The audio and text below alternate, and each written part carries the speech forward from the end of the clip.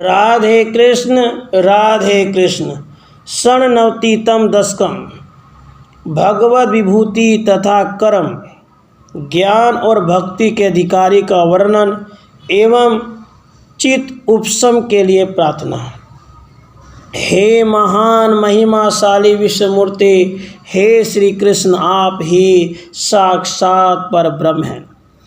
आप ही अक्षरों में आकार, मंत्रों में प्रणव और राजाओं में आदिराज मनु हैं। ब्रह्मर्षियों में भृगु, देवर्षियों में नारद, दानवों में प्रहलाद, पशुओं में सुरभि, पक्षियों में गरुड़, नागों में अनंत और नदियों में गंगा भी आप ही हैं। आप ब्राह्मण भक्तों में बलि हैं, यज्ञों में जप यज्ञ, वीरों में अर्जुन, भक्तों में उद्धव के रूप में आप ही वर्तमान हैं। आप ही बलवानों के बल और तेजस्वियों के तेज हैं। कहाँ तक कहूँ, आपकी विभूति का अंत नहीं है। अतः जितनी अतिशय विकास युक्त वस्तुएं हैं, उन सब के रूप में आप ही हैं। आप ही जीव, आप ही प्रधान प्रकृति हैं। इस प्रपंच में ऐसी कोई वस्तु नहीं है जो आपसे रहित हो।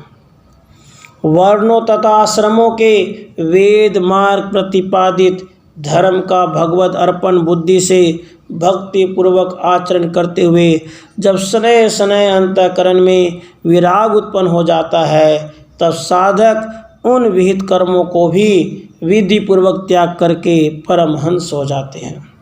उसके बाद सत्ता, स्फूर्ति और प्रित्व जिसका स्वरूप है तथा जो स्वभावतः पृथक पृथक दिखने वाले संपूर्ण पदार्थों में एक रूप से स्थित निष्कारण और जगत जन्म आदि का कारण है, वह परब्रह्म ही मेरा स्वरूप है। इस प्रकार का आपका स्वरूपभूत विशुद्ध ज्ञान उन्हें प्राप्त हो जाता है।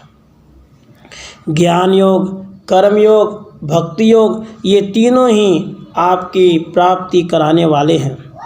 इनमें जिनका समस्त विषयों में विराग हो गया है, वे ज्ञान योग के अधिकारी हैं, और जो विरक्त नहीं हुए हैं, उनका भगवत अर्पण बुद्धि से किए जाने वाले कर्म योग में अधिकार है। किंतु जो न तो विषयों में अत्यंत आसक्त हैं, न अत्यंत विरक्ति हैं, परंतु आपकी कथा आदि में श्रद्धा रखने वाले हैं, उनके लिए भक्ति योग ही अधिक करनीय है। हे भगवान, हे श्री कृष्ण, इस मृत्युलोक में पुण्य के फल स्वरूप ज्ञान तथा आपकी भक्ति को मनुष्य अनायास ही प्राप्त हो जाते हैं।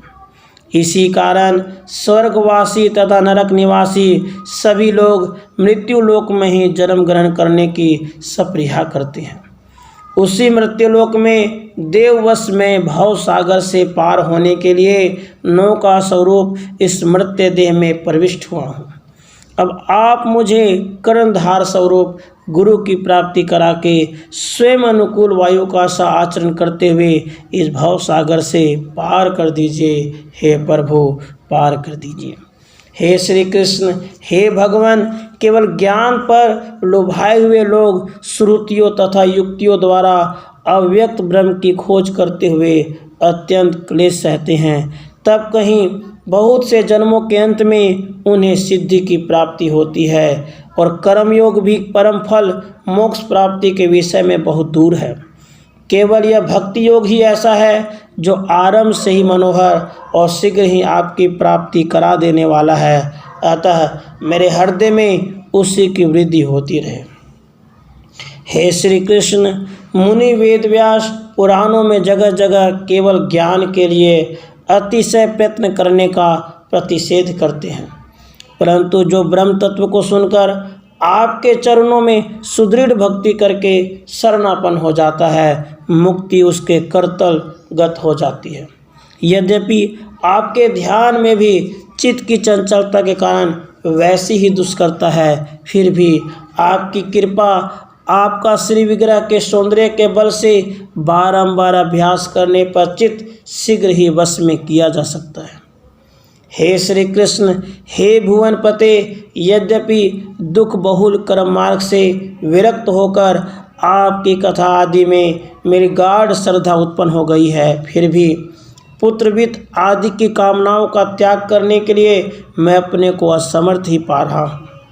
इसी कारण बारंबार निश्चय करके आप में दत्चित होकर दोष बुद्धि से उन कामनाओं का सेवन करते हुए भी मैं भक्ति का ही पोषण करता हूँ, जिस भक्ति के प्रभाव से हृदय में आपके आ विराजने पर विषय वासनाएं तुरंत ही नष्ट हो जाती है।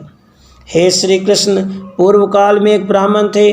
उनका महान क्लेश से उपार्जित धन जब नष्ट हो गया तब निर्विवन हो जाने के कारण उनकी बुद्धि विमल हो गई थी और वे घर से निकल पड़े थे।